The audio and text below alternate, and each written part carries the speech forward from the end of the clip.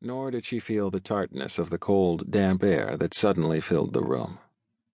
All of her thoughts, her total concentration, was on the imposing figure looming before her, and she didn't consider resisting when he gently pulled her to him. "Go ahead, let him kiss you," a voice inside her head said. "Indulge yourself, get it out of your system. Then the two of you can stop acting like two animals in heat. All it will take is this one single kiss." A deep, drugging rush of desire filled Delaney. Shivers of wanting and need coursed down her spine. Yes, that's all it would take to get her head back on straight. A sexual attraction between a man and woman was healthy, normal, fulfilling. She'd just never had time to indulge before, but now she was ready. Now, with Jamal, indulging was necessary. That was her last thought, before Jamal's mouth covered hers. Jamal took Delaney's lips with expertise and desperation. The need to taste her was elemental to him. Relentlessly, his tongue explored her mouth, tasting and stroking, slowly moving beyond sampling to devouring. And when that wasn't enough, he began sucking, drawing her into him with every breath.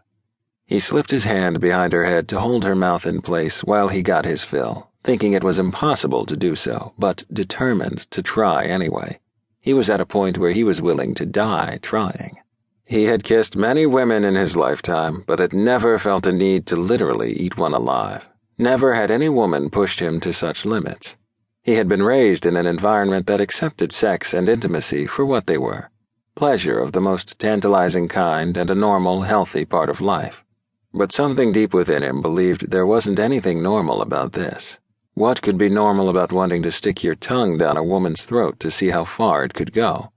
What was normal about wanting to suck her tongue forever, if necessary, to get the taste he was beginning to crave? He pressed his body closer to hers, wanting her to feel him and know how much he desired her. He wanted her to know he wanted more than just a kiss. He wanted everything. He wanted it all. And he intended to get it. Jamal's fingers were insistent as they moved down her body to come to rest on her backside, gently pulling her closer. His body hardened at the feel of the tips of her nipples pressing against his bare chest through the material of her top. The contact was stimulating, inflaming, arousing, and it was driving him insane. The area between his thighs began to ache and get even harder. Grasping her hips, he brought her more firmly against him, wanting her to feel his arousal. Every throbbing inch. He knew she had gotten the message when he felt her fingers tangle in his hair, holding him close as he continued to devour her mouth. Moments later, another loud clap of thunder, one that seemed to shake the entire earth, broke them apart. Delaney gasped so hard she almost choked.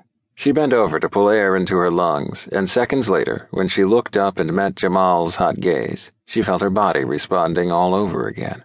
One kiss had not gotten him out of her system. That thought made her aware that unless she backed away, she would be in too deep.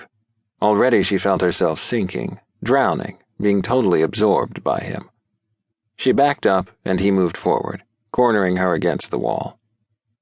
"I don't think we should have done that," she said softly, unconvincingly. Her voice was shaky, husky. Jamal was glad they had done it and wanted to do it again. "It's been a week.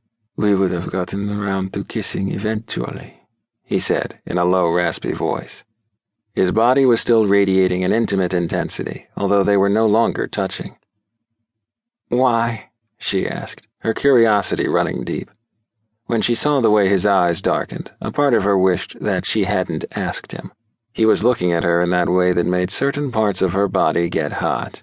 And at the moment, she couldn't handle the heat and doubted that she ever would. "Because we want each other. We want to have sex," he replied, bluntly and directly. Although the words sounded brusque, even to his ears, it was the truth.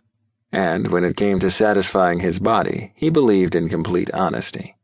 In his country, such things were understood, expected, and accepted. Delaney's body trembled with Jamal's words. He'd made having sex sound so simple and basic. She thought of all the guys she had dated in her lifetime. She'd never wanted to have sex before. But Jamal was right. She was tempted now.